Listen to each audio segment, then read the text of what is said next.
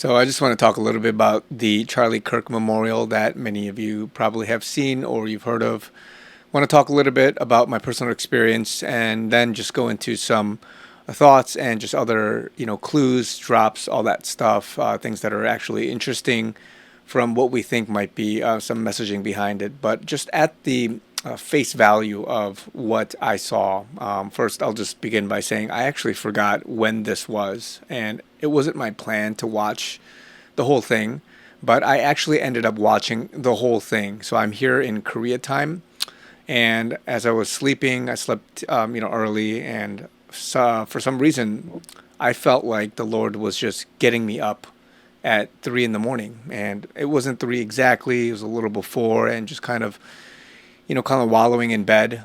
I just felt the need to look into social media and specifically into what the latest news was. Like something big must be going on was sort of my overall thought. So as you would have guessed, it was Charlie Kirk's memorial that was on. And when I turned it on, it was about the time where Chris Tomlin was doing worship.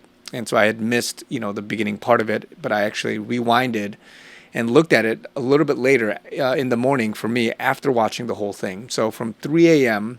all the way to like 8 a.m., I would say, I watched the whole thing, minus sometimes where I had to step away and do some other things. And so I just want to say that what I watched was probably one of the greatest, most blessing ceremonies or events that I have ever witnessed from, I want to say live, but just my feeling was I felt like I was there because I was looking and watching something that was truly God glorifying. And you can pick at little things like that, but I come from, a church background where I understand production. So the whole worship, band thing, I used to be a sound engineer myself, so I understood like a lot of the complexity, but even apart from just the production, the sets, and all the songs and all that stuff. It was just so touching and so moving. And in fact, there was this moment in the very beginning where Pastor McCoy he did like this altar call basically to ask people to stand up and if you want to receive Christ, that you would take that leap of faith, that declaration, physically by standing up. And he asked others to sit down, and I just bawled. And I know it may be a little comical, but I just, recorded myself and was just in the moment losing it when he had mentioned that I have the audio in the background, but just people, wanting to stand up for the Lord. And I was just so moved because of the number of people that were standing and also just the whole atmosphere of what was happening.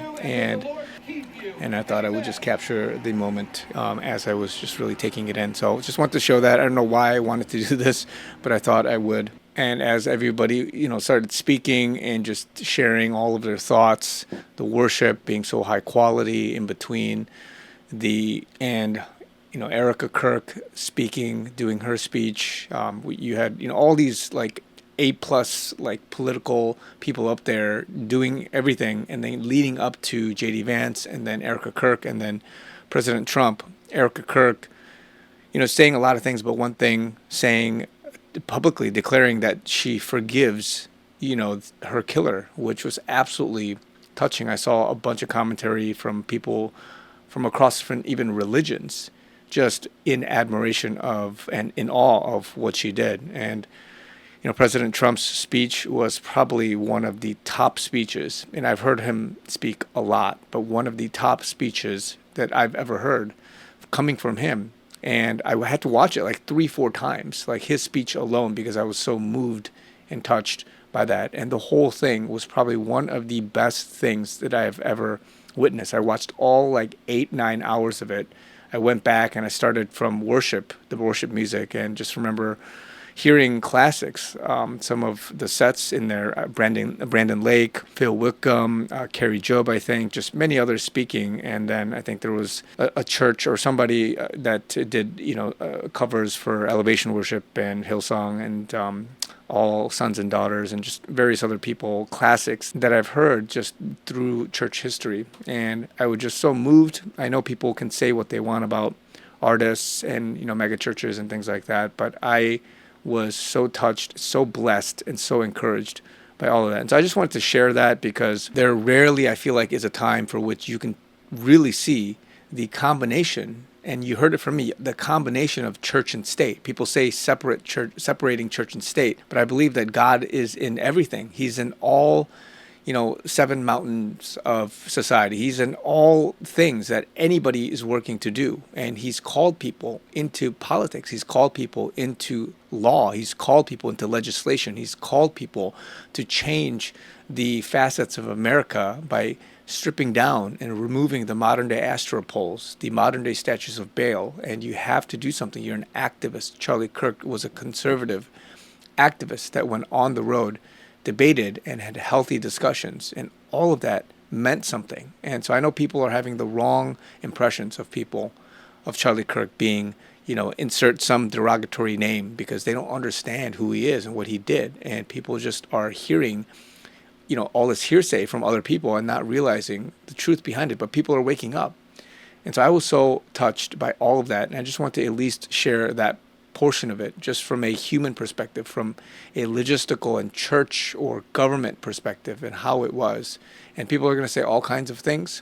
I know some networks like ABC, I heard they didn't broadcast parts of the whole thing, like the worship especially. They just had talking commentary. They didn't allow the worship to just flow, and that says a lot about that network. Other networks, they broadcasted with minimal commentary the whole thing, even in the midst of long, drawn-out worship sets. And all of that was lingering in the presence of God, lingering with the Holy Spirit and the presence, lingering to receive and feel that blessing, lingering and receiving to feel what it is that God is doing. And so that's all part of worship, not just the speech.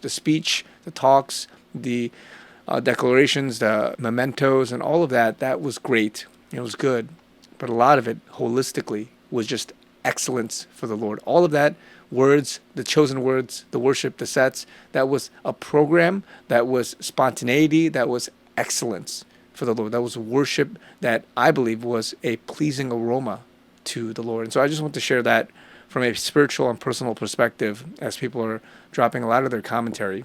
But what I want to also talk about is what this whole thing did in terms of clue drops. Now, there were so many Q references to various things. 4368, buckle up, here we go.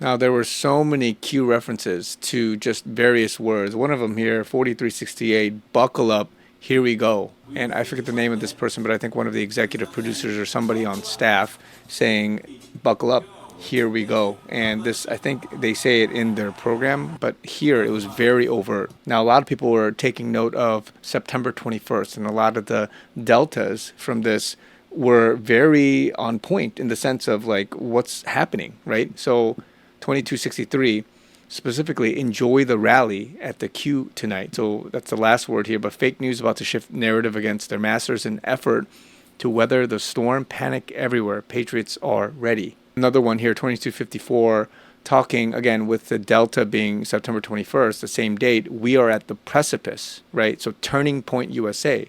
All this that's happening right now. Swamp, fighting back, remain calm. We are here for a reason. Patriots are in control. And that reminds me that the entire presidential succession, apparently they were all in one room. Like, where is the designated survivor? So all of this in the sense that they all came, they all were there, and it was okay. They were okay with that. A lot of people talking about lip reading what the conversation was when Trump and Elon first met now for the longest time. I don't want to say reconciling, but all part of this whole thing that they are a part of, and an acting job, charades or whatever, to kind of move the public in a certain direction, but secretly they're working together to do certain things. And I forget to mention that September 21st was the International Day of Peace, also officially known as World Peace Day. So a UN-sanctioned holiday observed annually on this very date. And I forget to mention regarding the presidential succession, everybody was in that one room. Q post 521 says, we are fighting for life, we are fighting for good, we are at war, not everything will be clean. Necessary event, scare event.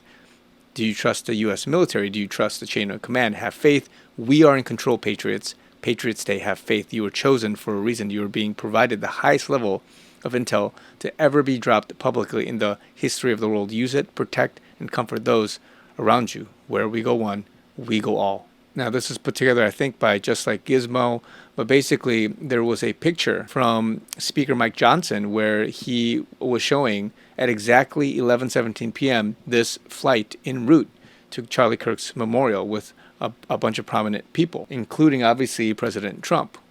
So people looked at the time on the phone. If you like zoom in, it's 11:17, which if you look on the exact date, 9/21, a 7-year delta, I believe, 11/17.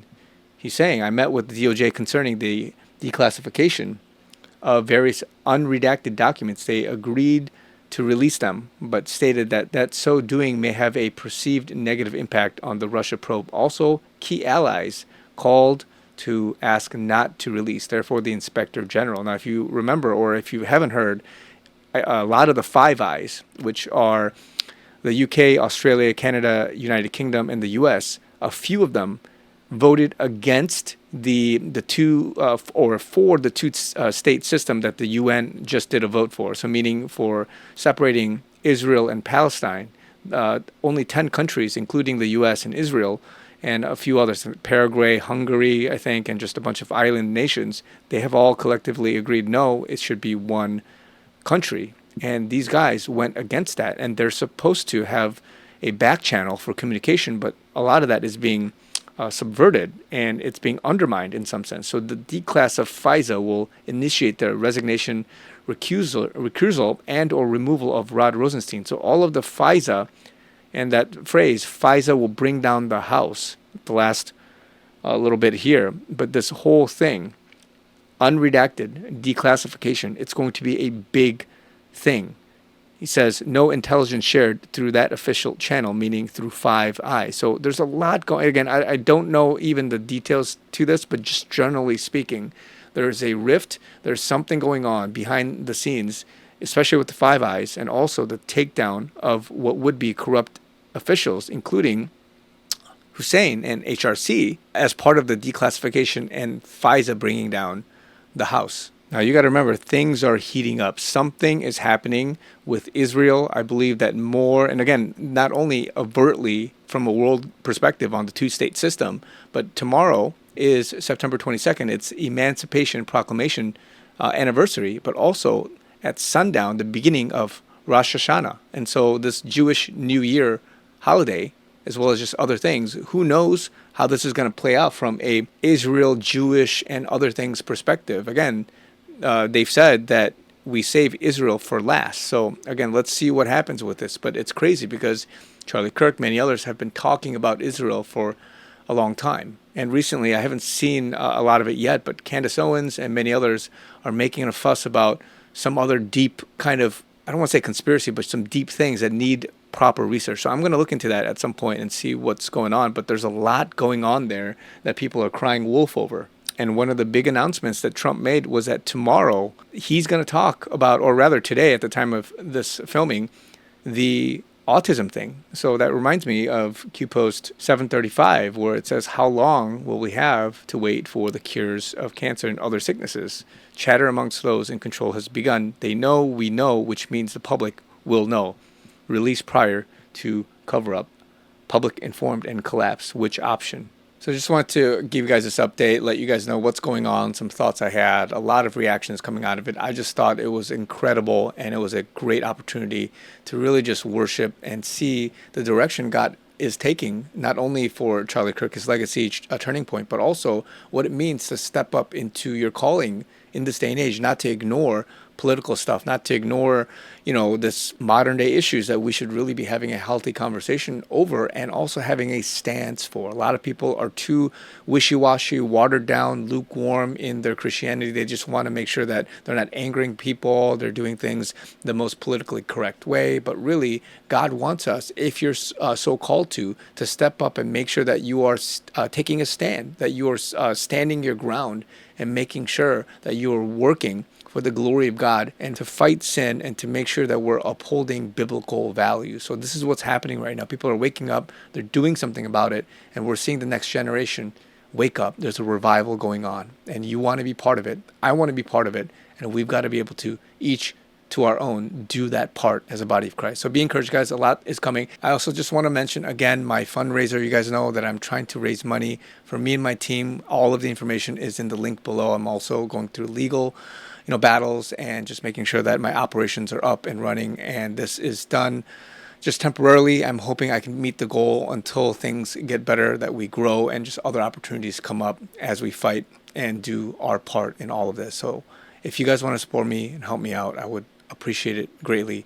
We're almost at our goal. I keep saying that, but we're not there yet. And until we get there, I want to continue calling attention to that. And so hopefully once we meet the goal, we won't talk about it as much anymore, but I need that support, guys. Love you guys. Help me out. The link is down below. I also have PayPal, Zelle, Venmo. Thank you guys so much. Talk to you guys very soon.